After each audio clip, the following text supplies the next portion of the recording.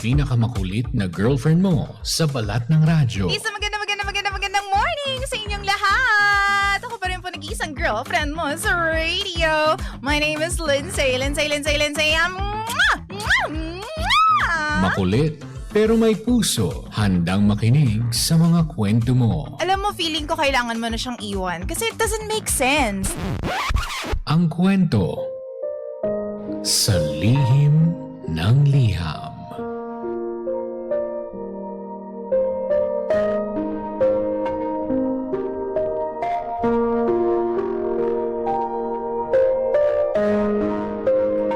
Mahal kong Lindsay.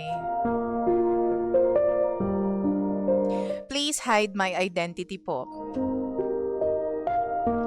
Para sa story ko, itago niyo na lamang po ako sa pangalang Gemma. Hindi po ito yung mga ordinaryong love story problems, DJ Lindsay. But pagkos, ito po ay problema about sa buhay ko at sa ibang tao.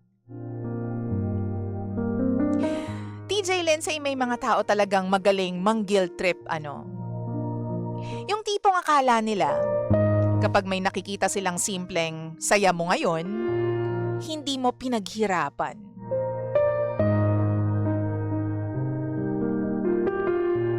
Ilang beses din akong nagpa-rank bago naging isang teacher sa DepEd. Siguro mga 5 beses akong umasa, nasaktan, at bumagsak bago po ako natanggap. Nag-asawa na po ako at nagkaanak bago dumating yung trabahong matagal ko nang ipinagdarasal. Wala akong backer, walang kapit, walang kakilala. Dasal, tiyaga, at iyak lamang talaga. Pero alam mo yung masakit? Nung natanggap ako, saka naman nawala ng trabaho yung asawa ko. Kaya imbes na makagaan, parang mas lalo kaming nalubog ng dahil sa problema.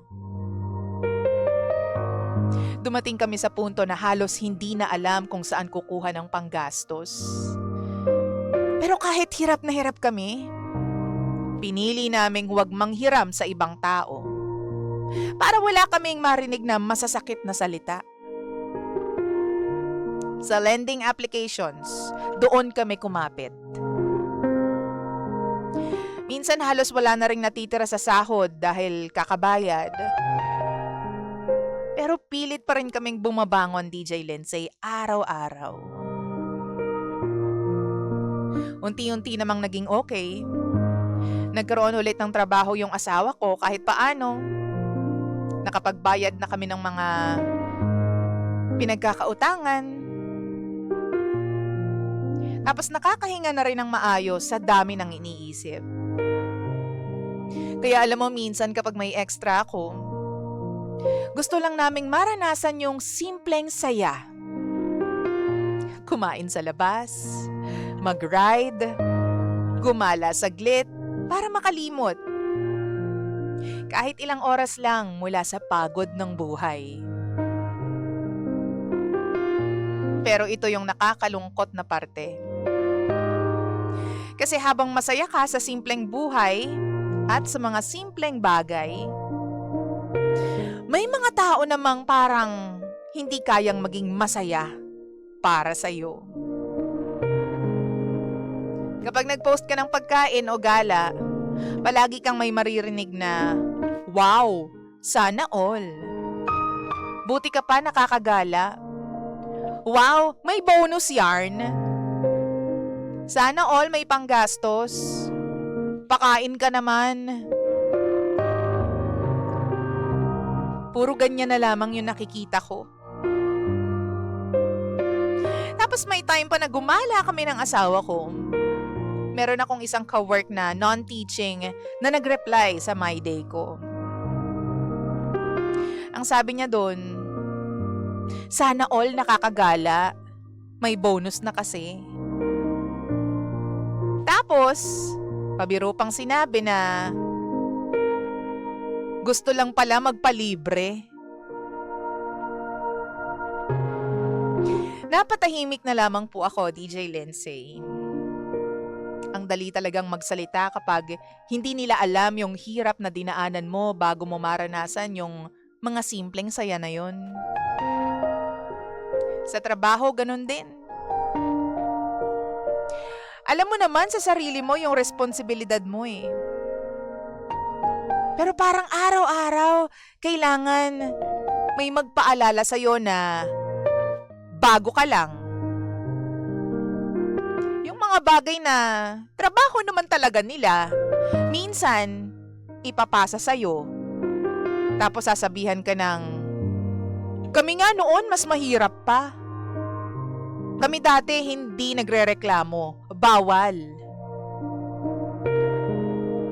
May isang beses nga napuno na talaga ako.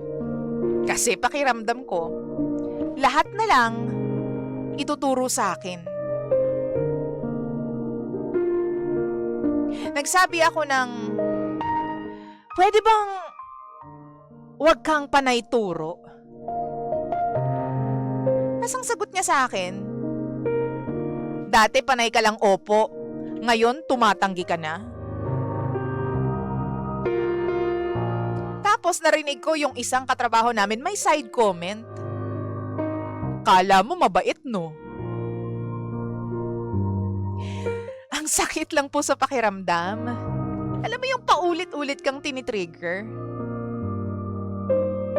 Tapos nung napagod ka at nagsalita ka para sa sarili mo, ikaw pa yung masamang tao. Kaya siguro ngayon, bihira na rin akong mag-post o mag-my day. Minsan naka-only me na setting. Lalo na yung mga ganap namin sa buhay. Hindi naman dahil sa nagyayabang ako eh. O meron akong gustong patunayan. Ang totoo, ang gusto ko lang naman ay meron akong mga babalikan na memories balang araw. Masarap lang kasi balikan, DJ Lindsay, yung mga panahong kahit nahirapan kayo, kinaya nyo pa rin humiti. Lumaban. Hindi naman kasi alam ng ibang tao na yung simpleng picture na nakikita nila, baka yun yung ilang sandali na nakahinga ka rin. Matapos mapagod sa lahat ng bagay, sa lahat ng problema. Hindi ko naman sinasabing perpekto ako eh. Napapagod din ako. Nasasaktan din ako. May mga gabing gusto ko nalang umalis at mga ibang bansa kasi parang masyadong mabigat lahat. Pero wala eh. May mga anak akong umaasa sa akin. At ito rin yung trabahong matagal ko nang ipinagdarasal sa itaas. Kaya kahit pagod na ako minsan, tuloy pa rin. Laban pa rin. At siguro yun lang naman yung hinihiling ko ngayon. Na sana, kayanin ko pa. Kasi minsan yung taong nakikita mong masaya sa picture, baka hindi mo alam, ilang beses mo nang umiyak bago niya naranasan yung simpleng saya. Yung simpleng pagngiti na yon sa litrato.